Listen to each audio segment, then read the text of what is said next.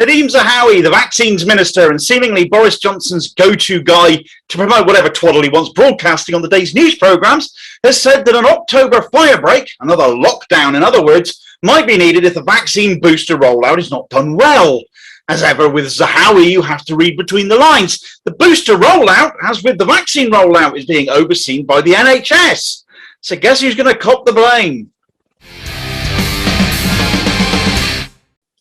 What COVID restrictions have been all but completely done away with in schools, the biggest vectors of transmission according to Johnson, Nadhim Zahawi, the vaccines minister, implies it'll be booster jab failures, not their stupidity in lifting restrictions, that'll be to blame. They're going to scapegoat the NHS if we let them.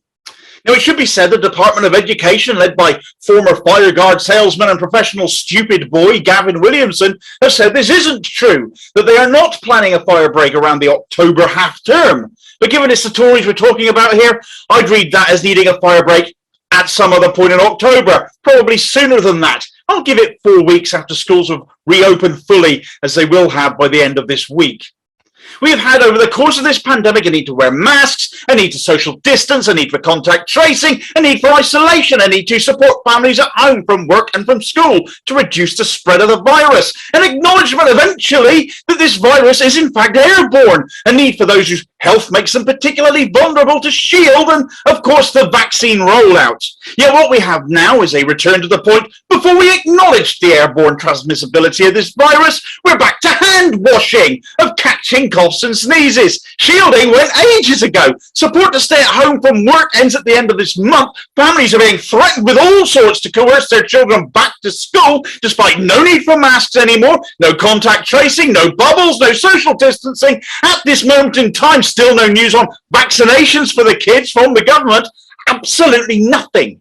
You will get notified if your kid's class has a NITS outbreak, but not a COVID outbreak. So there is only one logical conclusion to draw from this, and that is the determination of this UK government to intentionally infect our kids. Herd immunity is still order of the day, despite 18 months of absolute failure in following that ideal. Now, the Good Law Project has recently stated that the Department of Education could be in breach of the law over this. I should think they damn well were. Already, as not all schools have returned, over 41,000 new cases have been reported just yesterday, along with nearly 1,000 new hospitalisations, and over the last week, we've seen nearly 800 deaths. Johnson recently said that 1,000 deaths a week was acceptable to him to open the country up. A man who apparently almost died of this virus himself does not care if you or a member of your family dies instead. What is he keeping the country open for? In whose interest is the country being run for if we, the people of the country, are so expendable to him? Clearly it is not being run in the interest of us.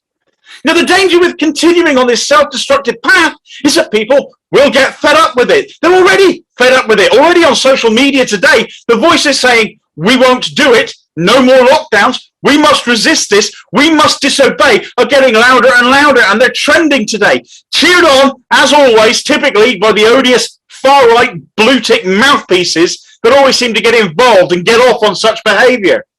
The longer the government fails to take a realistic stance on this, the harder it is going to be to enforce it, until it becomes unenforceable and things become truly catastrophic. As for the booster rollout, it has emerged recently that the protections offered by the vaccines wanes with time, with a worst-case scenario falling just to 50% efficacy in those vaccinated first, the elderly, by the time winter gets here. So this is the reason for the boosters. This is why we need them. But how often are we going to need boosters? As new variants consistently keep appearing, how will they impact the booster rollout? By the time you roll out boosters to younger people, will older people need doing again? How will the NHS keep up with this when it's underfunded and understaffed as it is? Which brings us conveniently back to Nadhim Zahawi's not-so-veiled finger-pointing. In all likelihood, they won't be able to, with the schools reopening with no mitigations driving the next COVID spike. The Tories will again point at the NHS as unfit for purpose. Bear in mind the massive success of the initial vaccine rollout was entirely down to the NHS. They'll bring in more private firms and make a convenient scapegoat of them, aided and abetted by their friendly media outlets.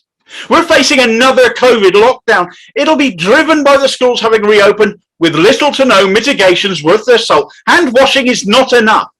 And the government having done nothing to make them safer all summer, either through ventilation, and the onus will be put on the NHS to roll out boosters as a perceived pushback against what is going to come from their incompetence.